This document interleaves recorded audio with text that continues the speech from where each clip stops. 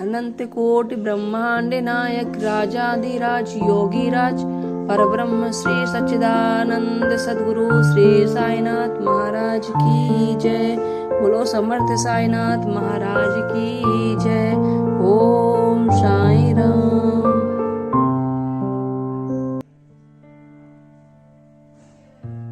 नारद मुनि का परम पिता परमेश्वर नारायण भगवान के समक्ष उपस्थित होना, स्तुति कर पृथ्वी लोक का हाल कहना तथा परम पिता पृथ्वी पर प्रकट अवतार लेने का आश्वासन देना।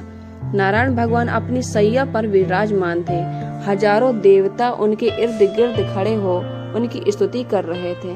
परम पिता परमेश्वर जो कि खुद ही प्रत्येक घटना के रचयिता हैं तथा जिनसे कुछ भी छुपा नहीं हुआ है, नारद मुनि के आने का इंतजार कर रहे थे।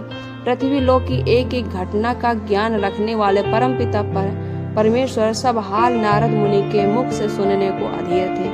तभी नारद मुनि का प्रवेश हुआ। नारायण नारायण कहते हुए नारद मुनि ने परम पिता के समक्ष उपस्थित होकर हाथ जोड़ प्रणाम कर स्तुति गान किया तथा तत्पश्चात हाथ जोड़कर खड़े हो गए। तो प्रभु बोले, कहो नारद, कहाँ से आ रहे हो? तुम्हारा मुख उतरा क्यों हुआ है? अपने मुख से सब हाल कहो। तुम दुखी क्यों हो?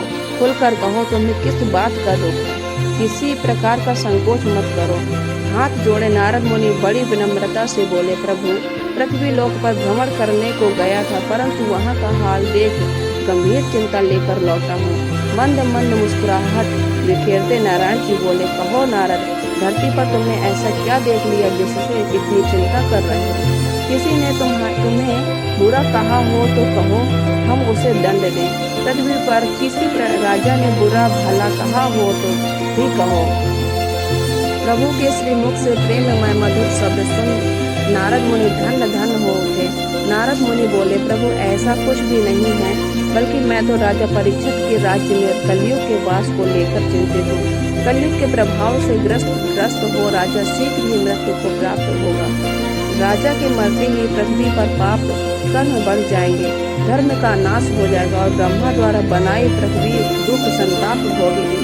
तब पृथ्वी पर आपका नाम लेने वाला, गुणगान करने वाला तथा धर्म प्रिय कहीं कोई भी व्यक्ति शेष नहीं बचेगा। बस यही सब विचार कर मैं चिंता में हूँ।